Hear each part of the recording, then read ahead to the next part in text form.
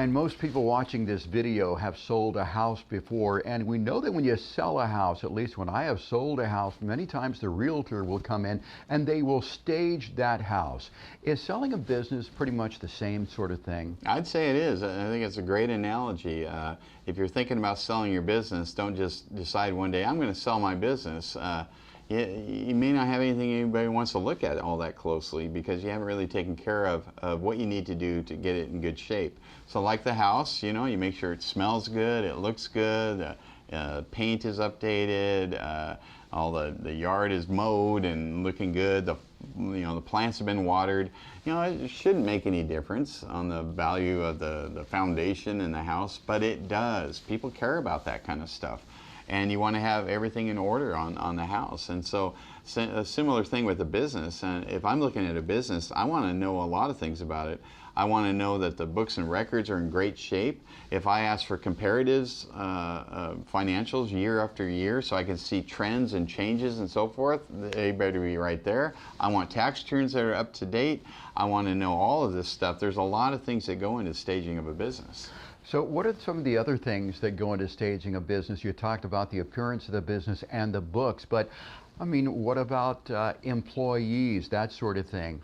Absolutely. I mean, a business is as good as its employees. Have you, as the owner, transferred your knowledge to the employees? Are they able to run it without you there? If not, I'm not sure I want to buy that business, because as soon as you leave, what do I have? I don't have anybody that knows how to do it. Do I have systems in place and processes? Have you been working on the business instead of just in the business? Are your contracts up to date?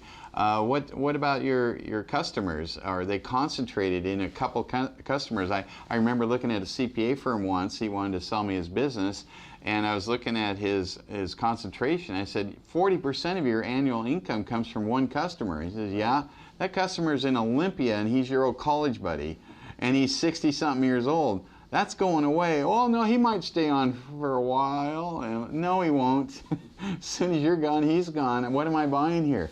So there's a lot of things that I'm going to look at if I'm looking at a business. But conversely, if you have taken care of that and you can communicate all the risk factors, you have great financials, people know what they're getting, the more certainty they have in what they're looking at, the more they're willing to pay. Is it a lot easier to sell a staged business, a properly staged business? Does it go a lot faster than one that you haven't really put that much thought into? Well, not only does it go faster, you get more money. So another thing I would consider is if I know I'm going to sell a business, I'm going to make sure I don't have any personal expenses going through it, because they're going to value the business based on its profits. It's EBITDA, earnings before interest, taxes, depreciation, amortization.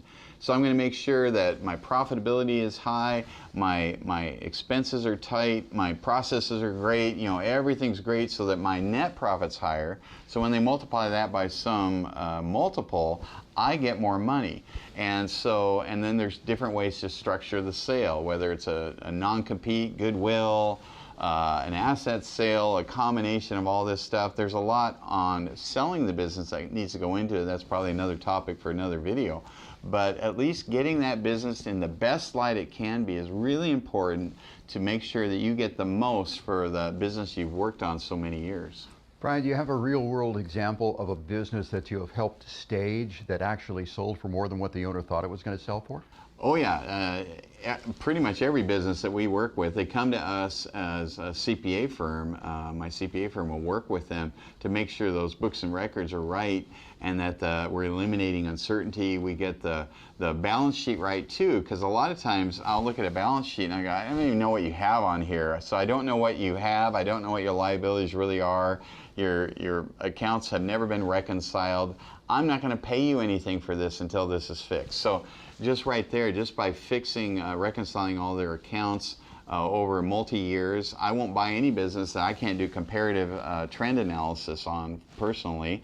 And so I have to have that. So once we get all that, then obviously anybody looking at that business can let their guard down a little bit and trust the numbers. They know what they're buying. They'd be more willing to buy it than they would if it was just a bunch of garbled mess. Brian, thanks for telling us more about staging a business.